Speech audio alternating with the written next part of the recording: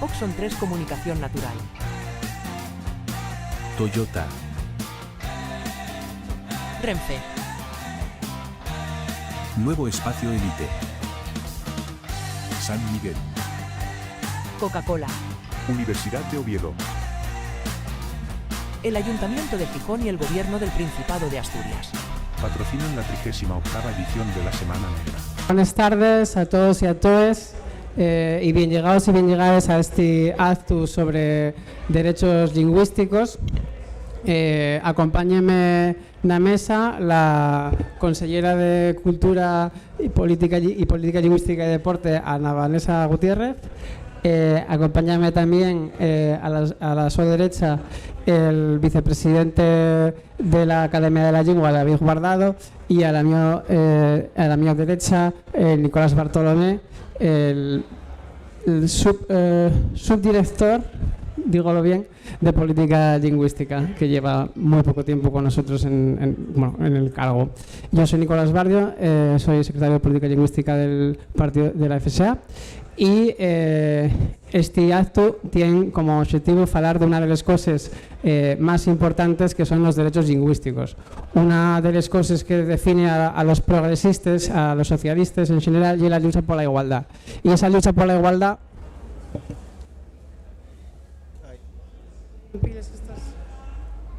Hola. Y esa lucha por la igualdad tanto, pues digo, a la altura lleva tanto la lucha por el feminismo, como la lucha por los derechos del matrimonio igualitario, como la lucha por cada uno y cada una pueda falar na súa lingua en Asturias. Son diferentes derechos complementarios que fan entre todos que tengamos una sociedad más libre, más igualitaria, en la que non haya discriminación hacia las personas. Por eso creo que es muy importante hacer de la igualdad el gran enfoque de esta política lingüística. Y entonces, sin más, porque tenemos nada más media hora, bueno, en realidad ya bastante menos, quería preguntar y de mano a la consellera qué retos tiene anguaño el cumplimiento de los derechos lingüísticos de la ciudadanía en Asturias.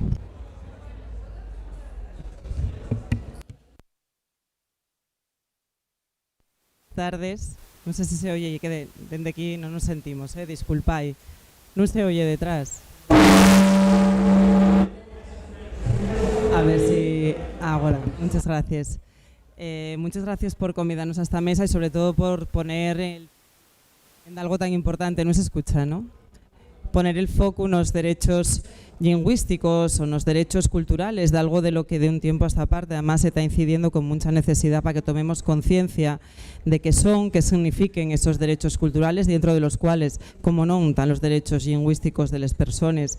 Y el reto fundamental, seguramente podríamos resumirlo diciendo que el reto fundamental es que esos nenos y nenes que estamos viendo por ahí pasando, o ese neno que van a hacer de esa moza que acaba de pasar, tenga el derecho a conocer la lengua de los sus ancestros y a usarla donde quiera usarla. Ese probablemente es el mayor reto, pero pasa por otros muchos retos, ¿no?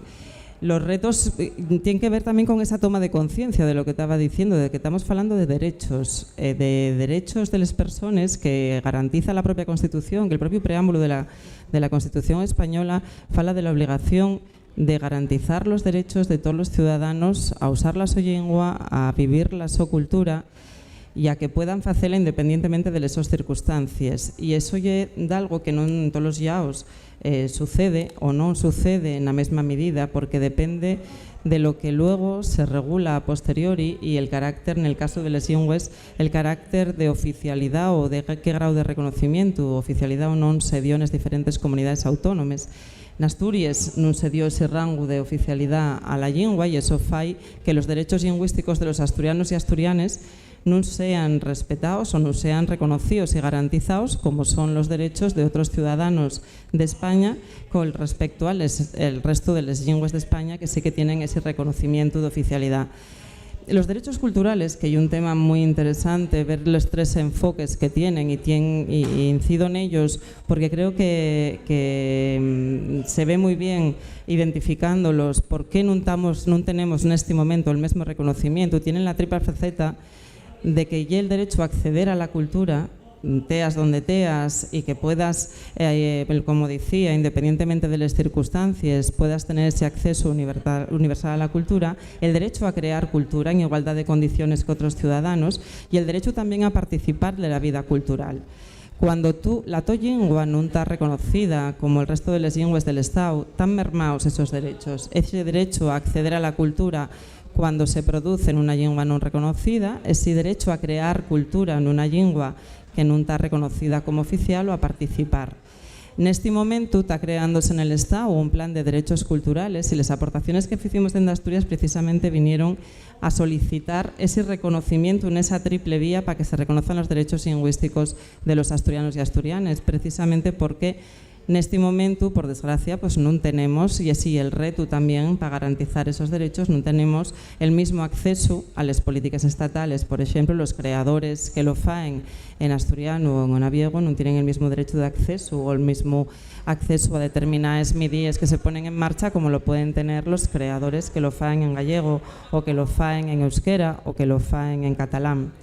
El reto grande para que solucionaría esta circunstancia, sin ninguna duda, sería el reconocimiento de oficialidad, pero en tanto en cuanto, por desgracia, no hay ese reconocimiento y vivimoslo todavía hay unas semanas donde vimos que había una mayoría histórica que la pedía y así la quería, pero no la suficiente para que tenga ese reconocimiento. El siguiente reto es hacer todo lo que tenga a nuestra mano para garantizar esos derechos, ¿no?, de los asturianos y asturianas. Para eso tiene una misión muy importante el subdirector general de Política Lingüística, que va a trabajar intensamente para que demos el mayor alcance y la mayor garantía a esos derechos de la ciudadanía, y para eso seguiremos sin ninguna duda pidiendo la oficialidad el tiempo que haga falta, que ya lo que de la manera más eficaz, eficiente e igualitaria, que ya lo que tú decías, para con el respeto de las lenguas españoles, ya lo único que la garantizaría totalmente.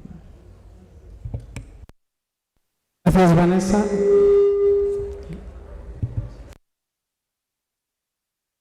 Vanessa, justamente que lo mencionabas al subdirector general de Política Lingüística, Nicolás Bartolomé, quería preguntar, ahora con la situación legal que tenemos, que de la gente califica como semioficialidad, quiere decir que el asturiano está reconocido, tiene un tratamiento, tiene una serie de protección legal, sin llegar a esa equiparación de igualdad, ¿no?, que es lo que buscamos, ¿no?, la igualdad de derechos de los asturfalantes con los castellanofalantes.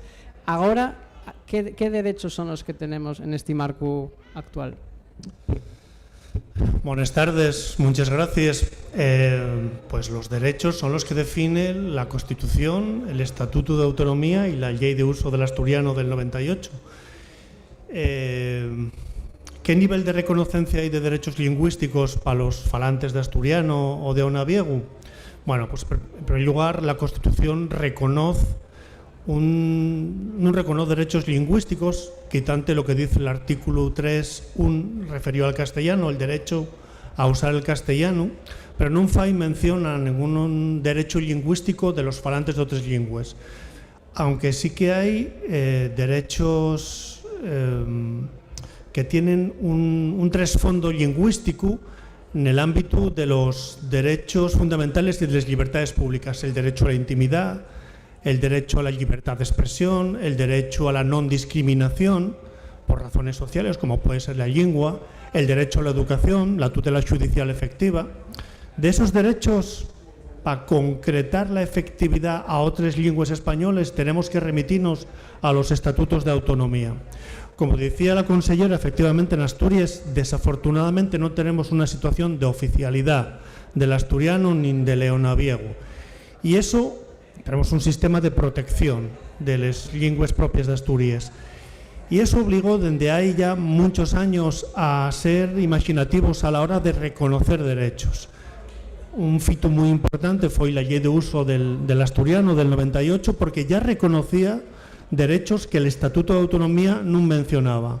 A diferencia de otros estatutos de autonomía que declaran la oficialidad, pero expresamente reconocen derechos estatutarios, el derecho al uso de la lengua propia, de la non discriminación, eso hubo que hacerlo en Asturias a través de una ley, es decir, de un rango inferior, Y eso determina que muchas veces non se respeten de maneira efectiva esos derechos, que vienen recollidos especialmente nos artículos 3 y 4 de la lei. Derecho a conocer el asturiano, derecho a usar el asturiano, derecho a la non discriminación por uso del asturiano y el derecho a relacionarse con ciertas limitaciones en asturiano con la administración.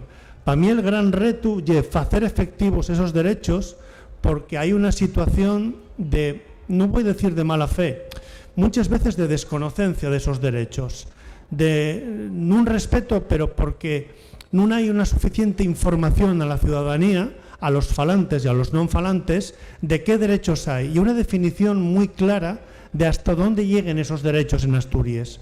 Entonces el gran reto para mí de esos derechos que están reconocidos ya en la ley es hacer lo posible porque sean efectivos, hacer una educación amplia con presencia del asturiano y del eunaviego, tener muy claro que entre la administración del Principado de Asturias hay un derecho al uso del asturiano, intentar ampliar no máximo también a los concellos esos derechos y afondar, un aspecto que creo que es muy importante, esos derechos culturales de los que falaba la consellera, que creo que son fundamentales. Educación y cultura son los grandes pegollos para caltener el idioma y para lanzarlo para el futuro. Entonces, ese gran reto es afondar en esos dos ámbitos.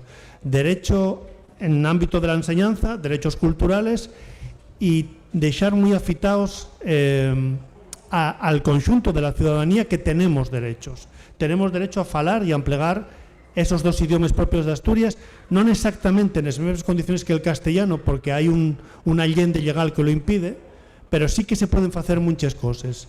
Esas cosas por hacer y el gran reto que tenemos en estos años para afondar y lograr la pervivencia y la transmisión del idioma a las nuevas generaciones. Muchas gracias. Quería preguntar ahora a David Guardado, vicepresidente de la Academia, pues dos cosas, ¿no? De una banda, ¿qué papel le corresponde a la Academia en la tutela de esos derechos lingüísticos de la ciudadanía? Y también un poco, ¿cuáles son las perspectivas de futuro que tenemos, ¿no? Uno de los grandes retos, ¿no? Pienso, y esa transmisión generacional que es uno de los grandes objetivos, ¿no? ¿Cómo lo ves? ¿Qué tal? Bueno, lo primero, muchas gracias por convidarme a la mesa. Y respecto a lo primero que decías, la función de la Academia del tema de los derechos lingüísticos, bueno, la Academia por estatutos tiene una función tutelar con respecto a la lengua y a los falantes de la lengua. Entonces, bueno, en ese sentido la Academia, aunque tenga, digamos, una función normativa, normalizadora, tiene también una función tutelar y de hecho la Academia exércela en determinadas circunstancias cuando lo ve necesario, ¿no? Respecto al tema del futuro, de la transmisión intergeneracional que comentabas, claro, yo creo que hay que ver, pero cómo los derechos lingüísticos tienen que ver con esa transmisión generacional y, por ejemplo, con la educación, ¿no? El discurso de los derechos lingüísticos ya es relativamente reciente en el mundo. Digamos, aparece en los años 70 y realmente no ya hasta el año 1996 cuando hay la Declaración Universal, la Declaración Universal de los Derechos Lingüísticos, una declaración que se falla en Barcelona con el auspicio precisamente de la UNESCO. Porque, digamos, los derechos lingüísticos son, resumiendo mucho, la posibilidad de una persona, los derechos individuales y colectivos, una declaración de derechos lingüísticos tan definidos como individuales y colectivos, son la posibilidad de identificarse con la lengua propia y de tener acceso a la educación en esa lengua propia y a servicios también públicos en esa lengua propia, ¿no? Entonces, digamos que eso tiene todo que ver con el futuro y tiene todo que ver con la transmisión intergeneracional.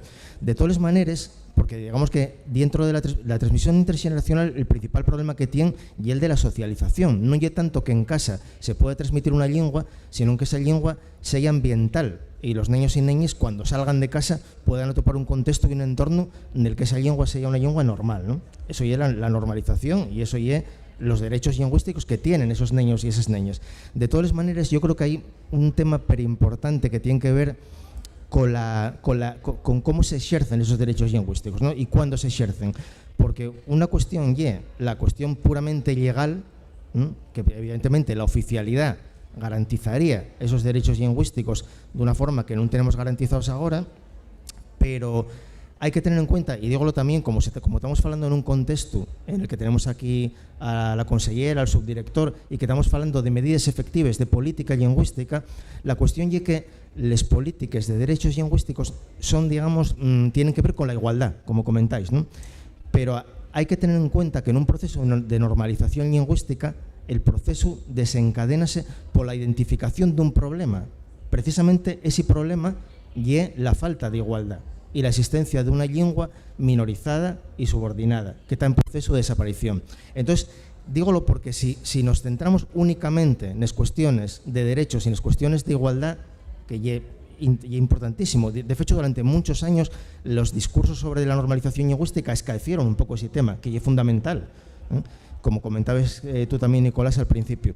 Pero si no escaecemos, digamos escaecemos otra de las actitudes que se necesitan para el proceso de normalización, que es la lealtad lingüística, o sea, la identificación con una comunidad que fala un idioma, tenemos digamos, esa política lingüística, yo creo que estaría coxa, porque estaríamos garantizando unos derechos, pero podríamos llegar a la paradoja y al absurdo de que hubiera una comunidad que no tiene interés en ejercerlos, porque considera que no los va a ejercer. Eso podría darse, podría pasar, ¿no? Entonces yo creo que eso es fundamental.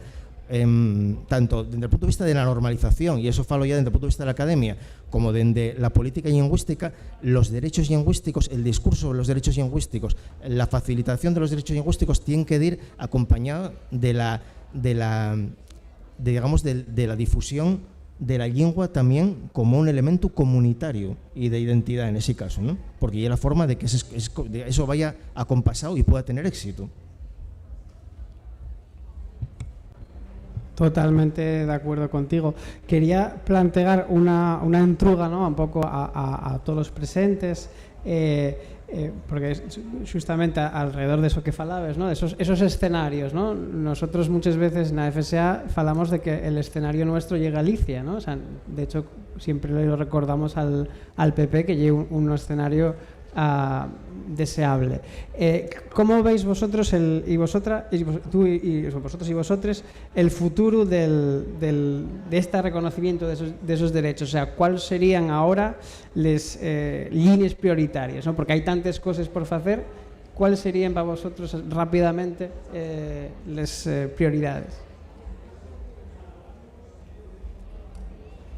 Bueno, a ver, yo por agarrar el testigo un poco de lo que acaba de decir David y lo que decía antes de la triple vertiente de esos derechos culturales y de esos derechos lingüísticos, pasa precisamente por algo que parece sencillo de la manera en que se puede plantear y de la que se dice, pero que significa llevar a cabo los mayor número de medidas posibles, que son estas tres vertientes precisamente para que algo tan identitario como la lengua se pueda vivir en comunidad, que era ese derecho a crear en esas lenguas si quieres, el derecho a vivir en esas lenguas si quieres sin ninguna torga, y el derecho a participar de la vida comunitaria en esas lenguas si quieres. Claro, poder desplegar una batería de medidas que llegue a todos esos aspectos, efectivamente, y es muy amplio, y de eso se basa el gran reto que tenemos por delante, trazando tanto la política lingüística en términos generales como todas las medidas de normalización lingüística con las que intentamos llegar a diferentes etapas de la vida y a diferentes sectores también que son estratégicos, a los que queremos garantizar esos derechos lingüísticos,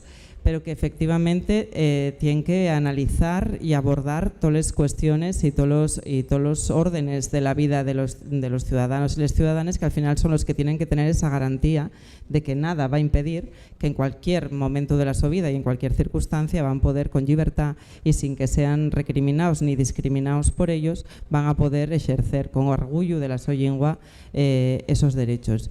En este momento, y precisamente por eso, la figura de la Subdirección General de Política Lingüística yo creo que pasa por un análisis riguroso de todas las medidas, de ese marco normativo que tenemos, de todas las medidas que hasta la fecha se van poniendo en marcha, no solamente desde el ámbito de la política lingüística, porque la política lingüística al final hay una mirada transversal al resto de políticas que se desarrollen dentro de las administraciones públicas y de todo lo que repercuta al final en la vida de la ciudadanía, con lo cual esa mirada amplia que va a poder desarrollar Nicolás, mirando lo que se fai dentro como acciones directas, pero también las indirectas que tienen que ver para trazar una gran estrategia que yo creo que es el objetivo final de esa de ese encargo que tiene la propia subdirección, esa estrategia de dignificación, esa estrategia de política lingüística que abarque todas las áreas de gobierno, yo creo que es fundamental, ¿no? Y sobre eso vamos a trabajar y poder contar cuanto antes con medidas que podamos implementar y que vayan garantizando esos derechos precisamente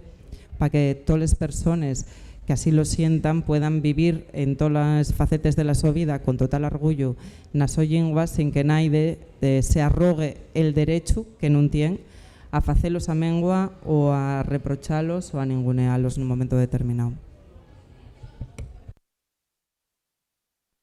Yo, estando de acuerdo a fecho con la consellera, precisamente como ella lo plantea una cuestión de contexto y general, yo voy a plantear una cuestión específica, una cuestión que tiene que ver, por ejemplo, con el trabajo de la Academia de la Lengua, ¿no? A mí parece que el reto, un de los retos, hay muchos, pero una cuestión que es fundamental en este momento es la cuestión de la digitalización, de la inteligencia artificial y la tecnología. ¿Por qué? Porque si un idioma en el siglo XX, o sea, falar como falábamos en el siglo XX de la gramática, del diccionario, de este tipo de cuestiones, que ya era importantísima, y digamos el gran salto del asturiano en el siglo XX y principios del XXI, y precisamente eso, convertirse en una lengua normal desde el punto de vista de las herramientas que tiene para desarrollarse como lengua, y eso fízose muy bien. Claro, ahora mismo eso ya el pasado.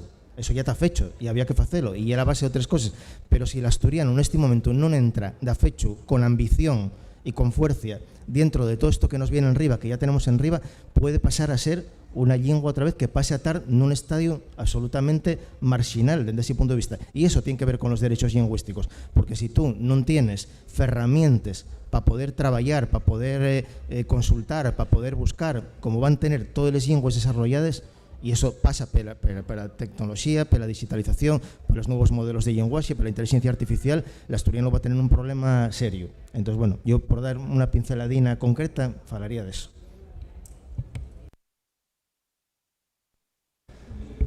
Pues efectivamente, ese es uno de los grandes campos donde el asturiano tiene que estar presente, en las nuevas tecnologías y afondar más en la inteligencia artificial y percorrer el camino que están percorriendo tres lingües españoles en ese ámbito, sin ninguna duda. Yo apunto de algunos ámbitos más donde ya es posible avanzar dentro de muy pocos meses o de muy pocos años en el ámbito de la promoción del asturiano y del leonaviego, la enseñanza. Ahora mismo está, bueno, pues en proceso de redacción el decreto que va a implementar el asturiano en la enseñanza infantil. Eso ya es muy importante, el asturiano y el leonaviego. La educación para adultos también, que hasta ahora hacíase de una forma más o menos improvisada y va teniendo cada vez más importancia alfabetizar a adultos falantes o neofalantes. Para mí, para mi idea, y es muy importante también el ámbito municipal y un ámbito fundamental para ampliar derechos. O sea, el marco legal ahora y digamos que poco claro en las funciones que pueden desenvolver los ayuntamientos a la hora de normalizar el asturiano y el leonaviego. Y como remate de las cuestiones que se pueden implementar, además de las que apuntaba la consellera, el marco legal también puede ser una de las herramientas analizando dónde podemos trabajar para desenvolver más los derechos de la ciudadanía y hacer del asturiano una lengua ambiental, una lengua de socialización y también una lengua de futuro. Eso es lo que queremos como elemento básico. Entiendo que la administración tiene que avanzar también en la transversalidad del asturiano. No puede ser solo un labor a desarrollar por parte de la Consellería de Cultura. Entiendo que todo el Principado de Asturias ya hay vocación y hay voluntad de avanzar en ese terreno, de que la administración acabe implicándose de una forma transversal en la promoción de las lenguas propias. Ahora hay por inercias, pues heredades, inercias muy antiguas, pero hay también la voluntad de que el asturiano tenga más presencia en otros ámbitos que no sea exclusivamente el de la cultura, el de la educación, y que pueda ofertarse una visión más amplia que sea referencial y simbólica para los falantes. Entiendo que eso son de algunos de los retos que están por cumplir y por constituir avances o ámbitos donde los avances pueden ser factibles y productivos a la hora de asegurar el futuro de las lenguas propias de Asturias. Bueno, pues quedamos ya sin tiempo, así que nada, quería agradecer a los y les ponentes el estar aquí, el poder compartir con nosotros estas perspectivas que yo creo que fueron muy interesantes, y agradecemos a vosotros y a vosotras la vuestra presencia aquí. Muchas gracias. Oxon 3 Comunicación Natural. Toyota. Renfe. Nuevo Espacio Elite. San Miguel. Coca-Cola. Universidad de Oviedo. El Ayuntamiento de Gijón y el Gobierno del Principado de Asturias. Patrocinan la 38ª edición de la Semana Negra.